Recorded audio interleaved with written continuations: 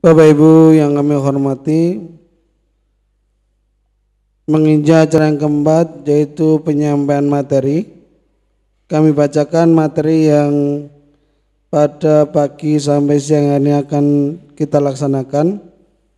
Yang pertama, pesantren dan kiprah dakwah. Yang kedua, sistem pengkaderan Rasulullah. Materi yang ketiga, teknis dirosah di Ma'had Ali. Materi yang keempat, teknis tahfidz di Ma'had Ali. Dan materi yang terakhir yaitu teknis kesantrian di Ma'had Ali, yang nanti akan diatur oleh beliau Bapak Ustadz Salahuddin Tawijaya, mana yang pertama, kedua dan sebagainya. Yang jelas waktu kita sediakan sampai jam 11.30 nanti waktu isoma. Pada beliau Bapak Ustadz Salahuddin Tawijaya kami persilahkan. Bismillahirrahmanirrahim. Assalamualaikum warahmatullahi wabarakatuh. Alhamdulillahirabbil alamin. Asyhadu alla ilaha illallah wahdahu la syarikalah wa asyhadu anna Muhammadan abduhu wa rasuluh. Allahumma shalli wa sallim ala nabina Muhammad. Allahumma shalli wa sallim wa barik alaihi ma ba'du. Bapak-bapak, ibu-ibu yang dirahmati Allah, telah sampailah kita pada sesi yang cukup penting setelah kita mendengarkan sambutan dari Ustadz Setiaji tentang arti penting pelaksanaan lokakarya pada hari ini. Maka marilah kita sama-sama sebelum kita melaksanakan rapat komisi setelah sholat zuhur nanti, dari mulai sekarang sampai sebelum zuhur kita mendengarkan pemateri dari para ustadz ustazah. Oh gitu. Sebelum kita mendengarkan materi, kami persilahkan kepada peserta waktunya 3 menit untuk mengambil snack yang sudah disiapkan panitia untuk kemudian kita melanjutkan acara ke materi. Monggo, silakan Bapak-bapak dan Ibu-ibu sekalian.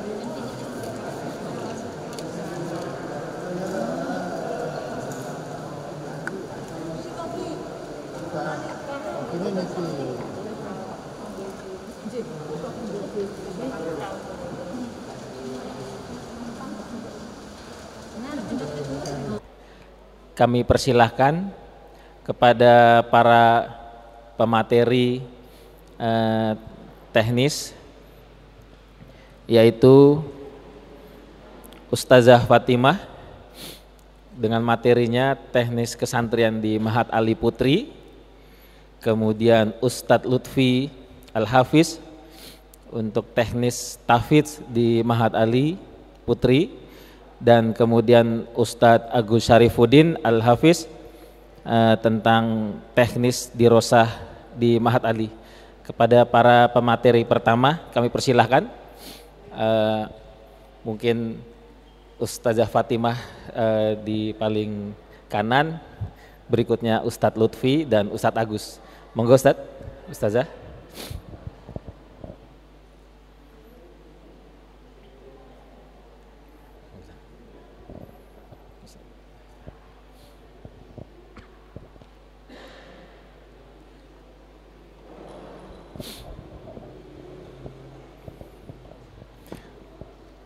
Baik, para peserta Lokakarya yang dirahmati Allah, sebelumnya kita sudah mengikuti beberapa kali pengajian dan materi yang disampaikan, termasuk kita sudah mengikuti beberapa kali rapat tentang rencana pendirian Ma'had Ali Tahfizul Quran Mardotilah ini.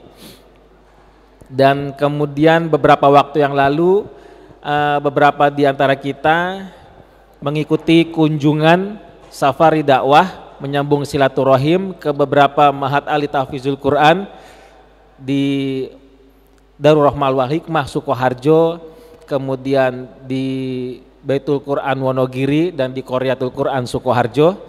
Kita mendapatkan gambaran nyata tentang bagaimana bentuk tahfizul Quran.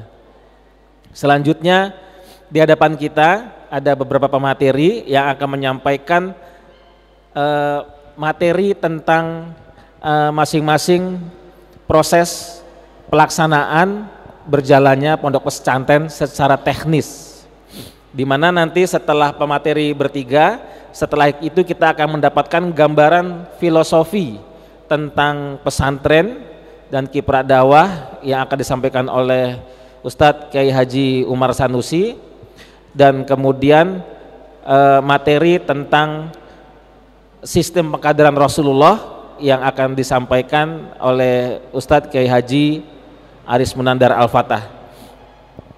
Untuk sesi pertama kami persilahkan kepada Ustazah Fatimah untuk menyampaikan materinya. Monggo. Maaf, materi pertama disampaikan adalah Ustadz Lutfi Al-Hafiz tentang teknis tahfiz di Ma'had Ali Putri.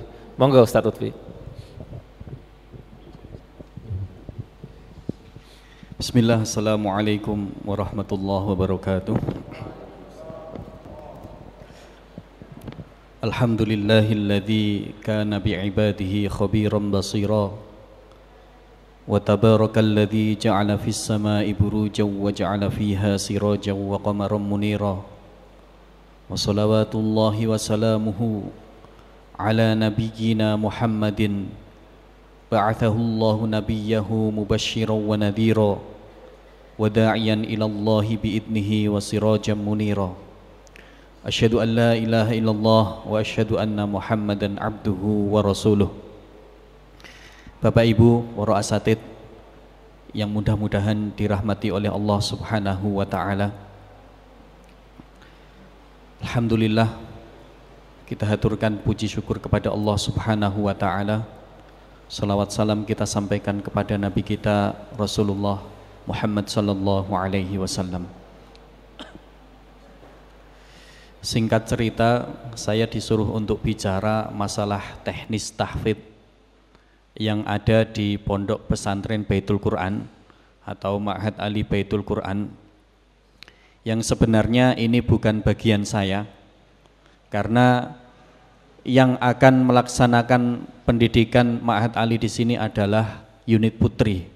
Seharusnya juga yang menyampaikan itu dari Ustazah Putri. Tapi karena saya dulu juga mantan kepala bagian tahfidz di Baitul Quran Putra selama 3 tahun, jadi sedikit banyak ya bisa menyampaikan. Dan insya Allah yang dilaksanakan di Baitul Quran Putri sama dengan apa yang dilaksanakan di Baitul Quran Putra, tapi ada beberapa perbedaan, termasuk ketika bagaimana jika santri itu di masa libur. Nah, itu nanti mungkin disampaikan banyak di Ustazah Fatimah. Bapak Ibu rahimakumullah, para asatid yang dirahmati Allah, mohon maaf saya memperkenalkan diri dulu. Saya Muhammad Lutfi, hadir bersama yang di samping saya ini ibu saya sendiri. Jadi mungkin ada pertanyaan kok, apa namanya, jejeran gitu. Jejeran kok ora apa-apa kan ini ibu saya sendiri. Jadi mudah-mudahan semuanya mafhum. Kemudian saya telah membuat beberapa paparan sedikit tentang bagaimana yang kita jalankan selama 13 tahun di Ma'had Ali Baitul Quran, tentu dengan berbagai perjalanannya. Dalam catatan ada 4 kali perubahan program tahfidz yang ada di Ma'had Ali Baitul Quran, dan yang kita jalankan saat ini adalah sudah kita jalani 5 tahun terakhir ini. Jadi sejak 2015 sampai sekarang itu adalah program yang sudah paten, yang sudah kita jalankan, dan alhamdulillah sudah bisa memberikan lulusan-lulusan yang terbaik, yang tidak menutup kemungkinan kekurangan itu pasti ada di mana-mana, termasuk program yang ada di tempat kami. Bapak Ibu rahimakumullah, saya langsung bicara teknis saja. Bagaimana seharusnya program tahfidz itu berjalan. Saya harapkan juga mungkin salah satu dari peserta ini ibu-ibu, ada ustadzah yang mungkin nanti terjun langsung di Ma'had Ali Mardhotillah ini. Jadi memang persiapan yang harus dilakukan pertama adalah bagaimana menyiapkan ustadz atau ustadzahnya. Jadi tidak mungkin kita mau menjalankan sebuah program kepada santri atau santriwati kita kalau kita tidak menyiapkan ustadz dan ustadzahnya. Apapun persiapannya, kalau kita mau mencetak seorang santri-santriwati yang hafal 30 juz, berarti kita harus punya ustadz ustadzah yang juga hafal 30 juz, mutqin, baik bacaan Al-Qur'annya, tajwid dan tahsinnya, makhraj, kemudian ibtida, waqaf dan ibtidaknya dan lain sebagainya. Tentu kita harus punya seperti itu. Jadi persiapan hafalan yang dimiliki oleh seorang ustadzah yang nanti akan mengampu sebagai musyrif tahfidz atau kepala bagian tahfidz itu juga harus siap terlebih dahulu sebelum kita menjalankan program. Kemudian yang kedua, persamaan faham antara ustadz satu dengan ustadz yang lain, antara kepala bagian tahfidz dengan pimpinan pondok, antara kepala bagian tahfidz dengan musyrif halaqah yang nanti akan menjalani program pendidikan tahfidz ini sehari-hari. Itu harus satu faham tentang program yang dijalankan. Jangan sampai ada yang satu mutasahilin, memudahkan dalam nyimak setoran, yang satu mutasyaddid, sangat sulit ketika setoran dengan ustadz itu. Ini menjadi masalah tersendiri jika kesamaan faham itu tidak disampaikan di awal. Jadi ustadz, pengurus, kepala bagian tahfidz, musyrif tahfidz harus sama fahamnya tentang program yang akan dijalankan. Kemudian masalah ibadah. Ibadah ustadznya juga harus disiapkan terlebih dahulu. Bagaimana kita mendidik santri-santriwati kita sementara ibadah kita belum maksimal atau belum baik. Ustadz juga harus dijaga ibadahnya. Bagaimana mendoakan mereka setiap hari, bagaimana menjaga keikhlasan menjadi seorang ustadz, ustadzah, musyrif, menjadi orang tua bagi mereka semua. Kemudian kedisiplinan di antara ustadz itu sendiri. Bagaimana kita mau mendisiplinkan santri kalau di antara ustadz aja yang ada yang belum disiplin. Intinya ustadz harus bisa menjadi qudwah terlebih dahulu. Mulai dari ibadah, mulai dari hafalan, mulai dari perilaku sehari-hari sebelum menjalankan program tahfidz ini. Kalau kita mewajibkan santri harus murojaah 5 juz sendiri sehari, berarti ustadz juga harus murojaah paling tidak 5 juz dalam sehari. Bagaimana kita menyuruh santri untuk murojaah sementara sudah jadi ustadz merasa sudah tidak butuh untuk murojaah? Makanya penyiapan ustadz itu sangat-sangat perlu dan sangat-sangat urgen untuk disiapkan. Kemudian selanjutnya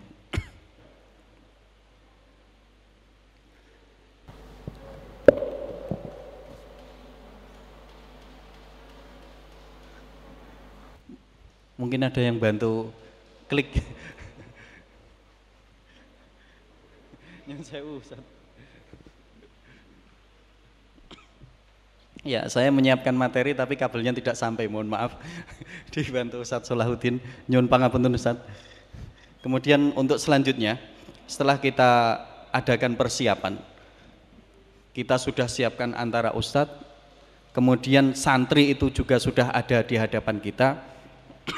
Lantas ada pertanyaan, berapa orang idealnya dalam satu halaqah? Kita sudah menjalani beberapa tahun, selama 13 tahun ini, perbandingan antara ustadz dengan santri, ustadzah dengan santriwati, yang ideal itu 1:6, genap 1:6. Itu adalah perbandingan yang sangat-sangat ideal mengingat waktu yang dibutuhkan dalam dunia tahfidz. Karena kalau kita jalankan selama ini paling tidak ada 8 jam sehari program tahfidz yang dibutuhkan di Ma'had Ali Baitul Quran ini. Saya berikan rincian, mungkin waktu subuh jam 5 sampai jam 7 ini sudah 2 jam. Kalau lebih dari itu, perbandingan halaqahnya 1:6, mungkin ada yang tidak maksimal dalam program tahfidz itu. Walaupun ada toleransi sampai 8. Kalau sudah lebih daripada 8, itu sebaiknya jangan, harus cari ustadz lagi atau ustadzah lagi. Karena ini tidak ideal, nanti ada yang mungkin tidak kebagian waktu. Jadi waktu 2 jam, jam 5 sampai jam 7 dengan perbandingan 1 dengan 6 orang santri atau santriwati, itu adalah waktu yang sangat cukup. Karena apa? Di dalam 2 jam itu terjadi banyak proses. Bukan hanya santri tahfidz, menghafalkan Quran, kemudian setor saja. Akan tetapi di situ ada banyak yang dilakukan selama waktu 2 jam itu. Saya kembali ke pembagian waktu tadi. Ada 2 jam di waktu subuh, jam 5 sampai jam 7, karena ini waktu yang barokah, makanya kita ambil habis subuh itu. Kemudian jam 9 sampai jam 11, 2 jam lagi. Di situ juga ada proses tahfidz lagi. Kemudian jam 3:30 sampai jam 5, 1,5 jam. Kemudian habis isya 7:30 sampai jam 9, 1,5 jam. Ada 7 jam. Ditambah 1 murojaah sholati yang diakumulasi sampai 1 jam. Artinya selama 8 jam dalam 1 hari itu harus dijadikan seorang santri, dijadikan santri waktu untuk Al-Quran. 1/3 hari yang dimiliki seorang santri digunakan untuk Al-Quran. Kalau seorang santri bisa memaksimalkan waktu itu saja, 8 jam sehari itu saja, insya Allah dalam waktu 2 tahun itu hafalan 30 juz bukan tidak mungkin lagi. Insya Allah bisa dicapai, tentu dengan karunia dari Allah Subhanahu wa ta'ala. Kemudian selanjutnya Ustaz, SOP halaqah dulu Ustaz. Ya. Jadi waktu 2 jam tadi saya berikan gambaran saja di satu waktu subuh. Jam 5 sampai jam 7 ada waktu 2 jam. Di situ ada banyak proses atau ada banyak SOP di dalam satu halaqah saja. Contoh,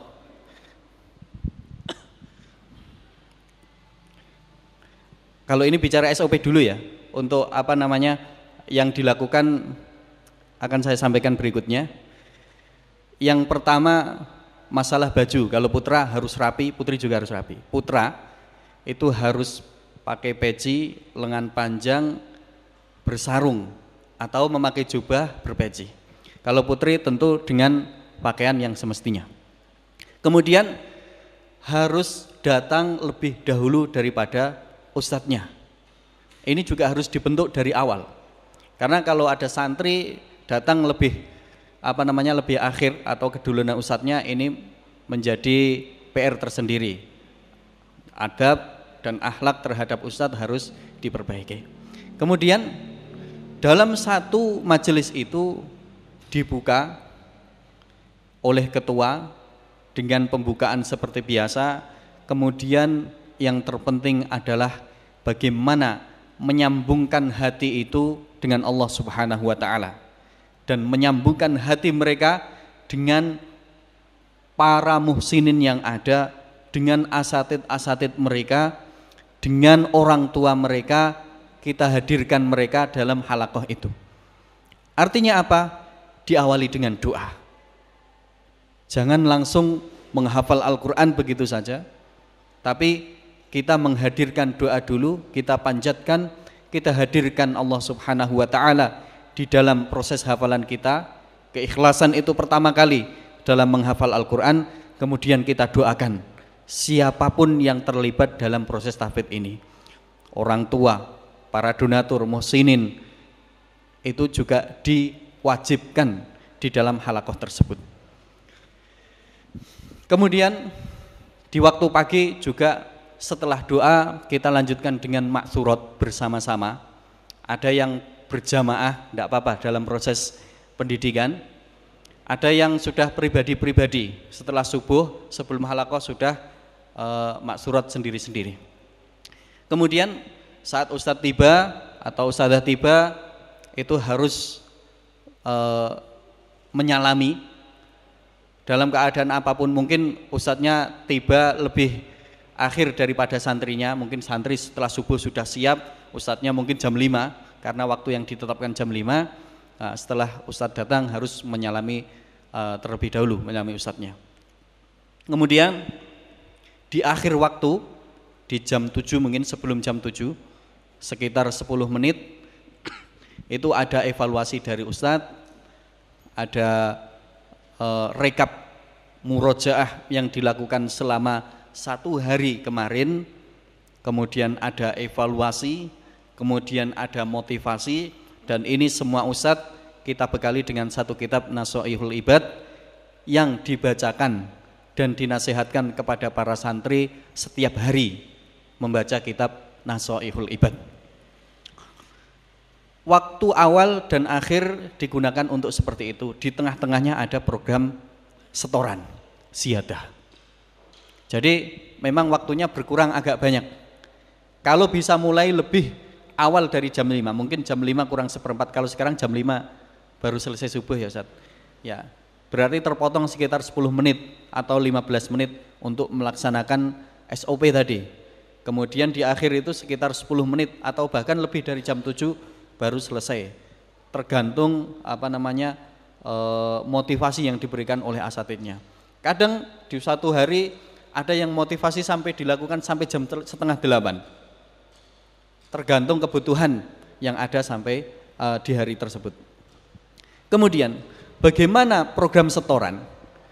SOP setoran di jam 7 tersebut. Jadi sebelum santri menyetorkan hafalan, itu diharapkan untuk membaca terjemahan terlebih dahulu, minimal terjemahan. Kalau bisa lihat tafsirnya lebih baik. Minimal punya gambaran. Ayat ini bicara tentang apa sih? Kalau dibutuhkan lebih dalam harus buka tafsirnya. Supaya mereka tidak menyetorkan hafalan tapi tidak tahu apa isinya. Kama salil khimari yahmilu asfaro. Jadi faham apa yang disetorkan. Ayat ini bicara tentang apa, ayat ini membahas tentang apa, gambaran umumnya sudah dipegang. Walaupun belum mendetail, seperti asbabun nuzulnya atau sejarahnya bagaimana ayat ini turun, paling tidak sudah punya gambaran. Kemudian yang kedua, menyebutkan nama surat dan ayat yang mau dibaca. Karena ada yang setorannya langsung Bismillahirrahmanirrahim, sayaqulus sufaha'u dan lain sebagainya. Dibaca dulu surat Al-Baqarah ayat sekian. Kemudian ada batasan dalam setoran, minimal setoran itu 1 lembar, maksimal 2 lembar. Kalau setoran setengah lembar bagaimana Ustadz? Baru dapat 1 muka? Tidak boleh. Karena kalau begitu terus, nanti dia akan manja terus-terusan. Baru setengah lembar sudah disetorkan. Kemudian yang kedua, itu menurunkan kualitas tahfidz. Harus 1 lembar minimal, maksimal 2 lembar. Ustadz, saya bisa 3 lembar, tidak boleh. Maksimal hanya 2 lembar. Karena kalau kamu murojaah lebih dari setoran lebih dari 2 lembar, itu akan mengganggu program murojaah selanjutnya. Lanjut Ustaz. Ya, ini program murojaah yang kita jalankan. Dalam 1 hari itu ada 1, 2, 3, 4, 5, 6. 6 program yang dijalankan sehari-hari. Yang pertama yaitu talqin qiraah itu. Talqin qiraah itu membaca dulu sebelum dihafalkan. Jadi waktunya ya di antara jam 5 sampai jam 7 itu. Kenapa talqin qiraah? Apa urgensinya? Karena bisa jadi yang kita hafalkan bacaannya salah. Makanya sebelum mereka menghafalkan, disetorkan dulu bacaannya supaya tidak ada kekeliruan antara fathah dengan kasroh, antara panjang dengan pendeknya. Makanya talqin qiraah ini menjadi program wajib sebelum mereka menghafal lembar yang akan dihafalkan saat itu. Ini untuk meminimalisir kesalahan yang akan dihafalkan. Karena kalau sudah hafal tapi salah, benarkannya sulit sekali. Contoh, qul huwallahu ahad, Allahus somad. Ahad, qul huwallahu ahad. Panjangnya salah. Kalau sudah hafal, bener ke angel banget. Makanya kalau sudah konangan di awal, dibenarkan di situ, mudah-mudahan dalam proses setorannya atau proses menghafalnya bisa maksimal. Bacaannya tidak ada kekeliruan, panjang pendek, kasroh, dhammah atau tanwin dan lain sebagainya. Kemudian ziyadah seperti saya sampaikan tadi, minimal 1 lembar, maksimal 2 lembar. Karena kalau lebih dari 2 lembar itu akan mengganggu program. Karena program yang selanjutnya itu jauh lebih memakan waktu dan tenaga. Karena waktu untuk setoran, waktunya hanya di jam 5 sampai jam 7 saja. Jam 5 sampai jam 7 saja itu waktu untuk setoran baru. Setelah itu, bawahnya ziyadah, murojaah ma'al ustad, murojaah ma'azamil, murojaah fardiyah, murojaah sholati, itu waktu di luar jam tersebut, di luar jam 5 sampai jam 7 pagi. Saya kembali ke masalah alur tahfidz ini. Talqin qiraah sudah, kemudian ziyadah sudah, kemudian murojaah ma'al ustad. Murojaah ma'al ustad, murojaah dengan ustad. Ini di waktu jam 9 sampai jam 11. Jam 9 sampai jam 11 sudah tidak menerima setoran baru. Ustadz, saya tidak setoran tadi pagi. ini ada konsekuensinya. Kalau di kita ada denda bagi yang tidak setoran. 1 hari tidak setoran ada denda 5.000 rupiah. Kalau santri itu lebih takut didenda daripada tidak setoran. Makanya dengan adanya denda ini membuat mereka alhamdulillah lebih disiplin setorannya. Walaupun ada ancaman berupa materi ya. Gitu. Tapi alhamdulillah dengan seperti itu bisa berjalan dengan baik. Jam 9 sampai jam 11 itu murojaah ma'al ustadz. Apa yang di murojaah? Hafalan kemarin 5 lembar. Kalau baru di awal mungkin baru dapat 1 lembar 2 lembar, ya yang dihafalkan, yang di murojaah yang tadi pagi disetorkan. Kalau sudah hari kedua, hari ketiga, hari ke-10, yang di murojaah adalah 5 lembar sebelum hafalan tadi pagi. Kalau misal tadi pagi setoran di lembar ke-6 juz 1, berarti murojaahnya adalah 1 sampai 5, lembar 1 sampai 5. Begitu selanjutnya. Misal sekarang sudah juz 10, berarti yang di murojaah adalah juz 9 lembar 6 sampai 10. Seperti itu alurnya. Jadi murojaah dengan ustadz ini setengah juz di dalam sehari.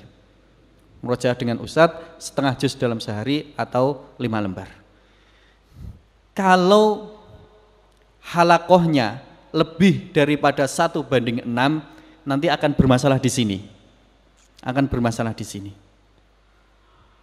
Makanya terkadang ustadz atau ustadzah harus punya kemampuan untuk menyimak 2 orang secara langsung. Harus punya kemampuan untuk bisa fokus menyimak 2 orang secara langsung. Karena terkadang waktu itu cepat sekali berputar, tapi sementara santrinya masih ada yang persiapan. Jadi ini sudah tidak ada di halakoh. Ya. Jadi ketika di dalam halakoh kita harapkan ustadz tidak membawa handphone. Kalaupun ada keperluan penting, itu disampaikan secara langsung, dipanggil. Mungkin dari kantor ada instruksi apa, kita langsung temui ustadznya secara langsung, ada panggilan langsung. Jadi murojaah mal ustadz ini waktunya jam 9 sampai jam 11, murojaahnya 5 lembar, tidak boleh kurang, tidak boleh lebih, karena waktu yang sangat terbatas. Dan ustadz atau ustadzah harus punya kemampuan untuk fokus menyimak 2 orang minimal, tidak boleh 3, karena sudah Ustadz, waktunya tinggal 3 menit lagi. Iya. Masing-masing pemateri dibatasi 30 menit. Oh iya, saya sudah berapa menit ini? Jadi sudah hampir 30 menit, tinggal 3 menit lagi genap. Iya, saya percepat Ustadz. Oke, monggo Ustadz. Kemudian setelah itu ada murojaah ma'zamil, murojaah dengan temannya. Ini waktunya di habis asar sampai jam 5. 1 hari 1 juz. Berpasangan, tidak boleh membawa Al-Quran dua-duanya. Tapi kalau di awal belum memungkinkan masih boleh. Jadi antara satu misal dengan pasangannya, saya menyetorkan juz 1, setelah itu dia menyetorkan ke saya juz 1. Kemudian murojaah fardiyah, murojaah pribadi. Ini menjadi murojaah wajib yang diberikan oleh ustadz ustadzahnya sebagai pengampu. Tidak boleh santri itu murojaah sakarepe dhewe, saya mau murojaah ini saja, tidak. Tapi ustadz atau ustadzah yang mengarahkan. Hari ini kamu murojaah ini, jumlahnya ini. Jadi ustadz harus bisa meramu, memberikan resep kepada santrinya. Kemudian murojaah sholati, murojaah di dalam sholat. Murojaah di dalam sholat ini merupakan program wajib dan alhamdulillah sudah kita jalankan selama 2,5 tahun terakhir ini. Alhamdulillah punya efek yang luar biasa karena kita membenahi santri dari sisi sholatnya. Kita aplikasikan murojaah itu di dalam sholat minimal 1 hari 1 juz, dipecah di sholat-sholat nawafil. Jadi paling tidak ada 10 rakaat kita murojaah di di dalam sholat. Kemudian selanjutnya ada lagi Ustaz? Ya, sebetulnya masih banyak yang saya sampaikan. Bagaimana dengan ujiannya? Ujiannya ada ustadz sendiri bagian menguji 1 juz. Kalau santri dengan musyrifnya itu setoran satu lembar. Setelah 1 juz dia disetorkan kepada musyrifnya. Setelah dengan musyrifnya dia disetorkan kepada ustadz penguji. Ada ustadz penguji sendiri yang ditunjuk untuk menguji 1 juz. Bagaimana dengan 5 juz? Disetorkan kepada ustadz penguji itu tersebut. Kemudian bagaimana dengan kelipatan 5 juz? Kalau sudah dapat 5 juz, dia harus setor 1 sampai 5. Bagaimana kalau 10? 1 sampai 10, bukan 6 sampai 10. Bagaimana kalau 15? 1 sampai 15 dari awal. Lanjutnya, materi pendukung ini yang kita jalankan ada Tuhfatul Atfal, kemudian ada Muqaddimah Jazariyah, kemudian ada kitab At-Tibyan fi Adab Hamalatul Quran, kemudian ada Talaqi Jama'i. Ini istilahnya baca Quran kolosal. Satu ustadz pada subuh ya membaca ayat secara pelan-pelan, kemudian diikuti seluruh santri untuk menyamakan bacaan, untuk menyamakan persepsi. Kita harus punya ikon khas bacaan mardotilah itu seperti ini yang bisa diaplikasikan oleh seluruh santri. Jadi ustadz memberikan sibghah kepada santri dan santriwatinya, ini loh bacaan seperti ini yang benar. Kemudian istimror itu pribadi antara santri dengan santrinya, kemudian tasmi pekanan. Selanjutnya cukup Ustaz, waktunya habis. Oke. Mohon maaf kalau mungkin waktu saya terlalu panjang. Jadi kira-kira gambarannya seperti itu. Mungkin nanti kalau mau lebih detail lagi bisa mungkin di kesempatan yang lainnya. Jazakumullah khair. Mohon maaf atas segala kekurangan dan kelebihan. Aku qouli hadza. Wassalamualaikum warahmatullahi wabarakatuh.